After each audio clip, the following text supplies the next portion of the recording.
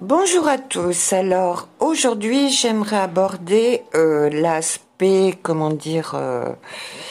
initiatique et évolutif dans mon enseignement, sachant que mon école s'inscrit dans la lignée d'un Jung et que l'astrologie karmique est en quelque sorte la voie royale de l'individuation jungienne.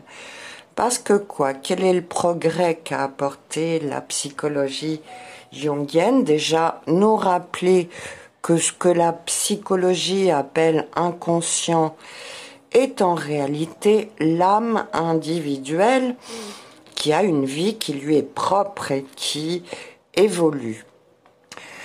Donc avec l'astrologie karmique, on aborde aussi la dimension de l'âme, là où auparavant on ne parlait que de la personnalité, la persona en termes jungiens. Et avec l'astrologie karmique, on trouve le moyen d'investiguer la mémoire de l'âme que les Grecs appelaient mnémosyné, c'est-à-dire atteindre la mémoire du passé, du présent et du futur. Donc cette pratique aide précisément à une ressouvenance, mais pas à la façon de l'hypnose, à la façon plus rationnelle qui permet de ne pas se laisser déborder par l'inconscient, l'émotionnel, puisque cette pratique est plus mentale, allons-nous dire. Donc c'est déjà un premier point, en rappelant que Jung lui-même a élaboré sa psychologie grâce à sa connaissance de l'astrologie, mais aussi de l'alchimie, ce qui lui a permis de repérer des processus d'évolution en analysant les rêves de ses patients. Voilà, mais ceci revient au même, parce que dans le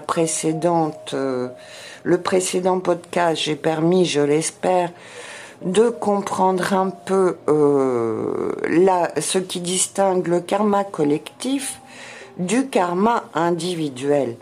Parce que précisément, l'astrologie est une science qui, analysant votre carte astrale, vous permet, de vous autonomiser par rapport à un contexte collectif qui correspondrait plutôt à l'astrologie mondiale.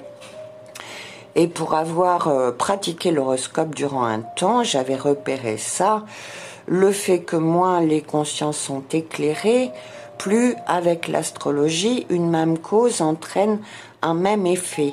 Ce qui m'a permis d'identifier que c'est vraiment la conscience qui protège des grands courants collectifs et nous individualise par rapport à ces derniers.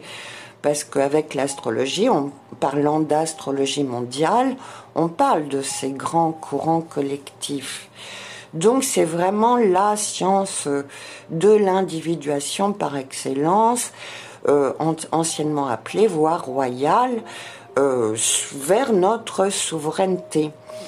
Mon école étant socratique et tout astrologue l'étant plus ou moins, puisqu'il s'agit en fait d'opérer une sorte de maïeutique, c'est-à-dire de permettre à l'individu d'accoucher de son âme, de mieux la connaître, mieux l'identifier, et en cela s'individuer, parce qu'il existe aussi une âme groupe des Français par exemple, puisque je rappelais que la notion de nation est liée aussi à la notion d'âme, puisque ce qui définit une nation, ce sont les âmes qui vivent dans une même culture et portent une même mémoire.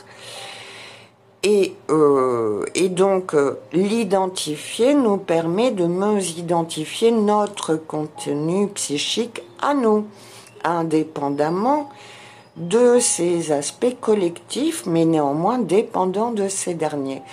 Donc je parle de longue date à propos de mon enseignement, de votre Bible personnelle, ça veut dire là où la religion vous donne des dictats moraux,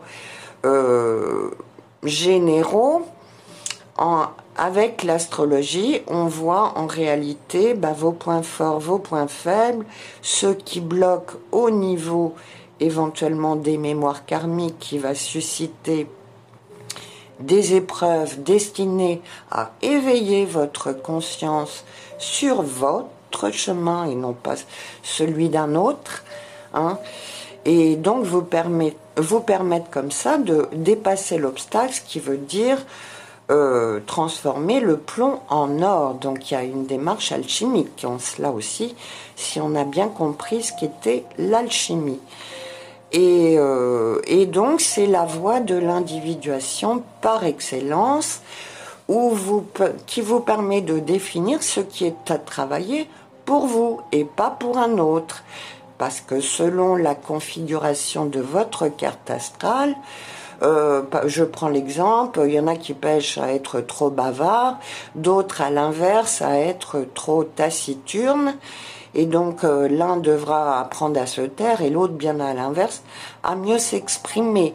Tout ça, la carte astrale nous permet de le voir, le but étant de s'équilibrer, de prendre conscience de ce qui a péché par le passé éventuellement, et de nous rééquilibrer en fonction des nécessités de notre propre parcours.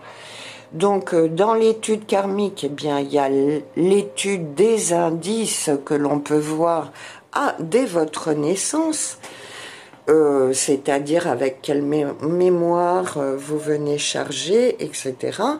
Mais tout ceci va avoir un déroulement au cours de votre destin.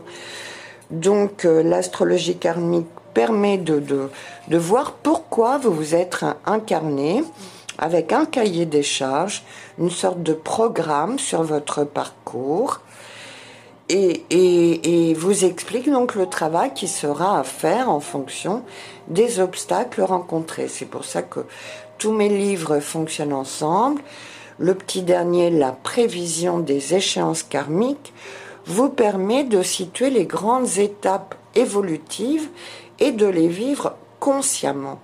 Et c'est bien de ce vécu conscient qui va vous permettre, comme j'aime à dire, de faire votre miel de n'importe quel obstacle sur votre parcours, de le comprendre, d'en sonder les causes et par là de faire évoluer votre conscience à partir du niveau avec lequel vous êtes arrivé dans cette existence, hein, puisque chacun a ses étapes de croissance qu'il convient de respecter.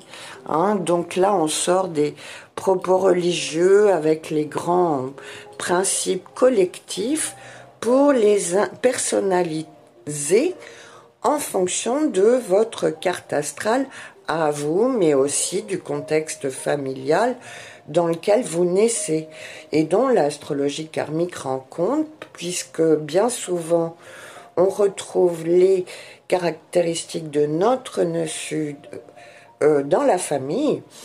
Et j'avais partagé un texte avec des élèves justement pour expliquer que c'est la famille, le contexte familial qui va vous permettre de construire l'ego au moment de la naissance, enfin au cours de votre éducation, à partir duquel vous allez pouvoir opérer un progrès. Donc bien entendu que le contexte familial est rarement idéal, mais que toute difficulté initiale vécue là peut être considérée comme une charge karmique qui peut venir soit de la lignée familiale, soit de vos vies antérieures, puisque l'astrologie karmique rejoint le discours de la psychogénéalogie.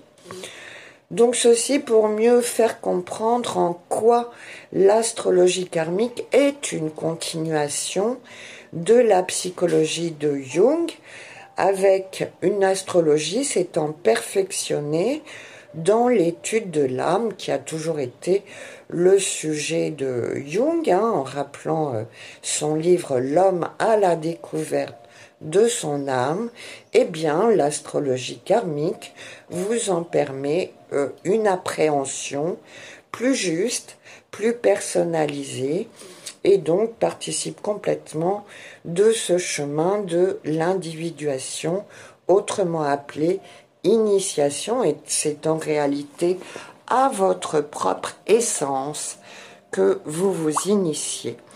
Voilà. Donc ceci était le sujet du jour que nous serons peut-être amenés à évoquer sous un autre angle. Voilà, bonne journée.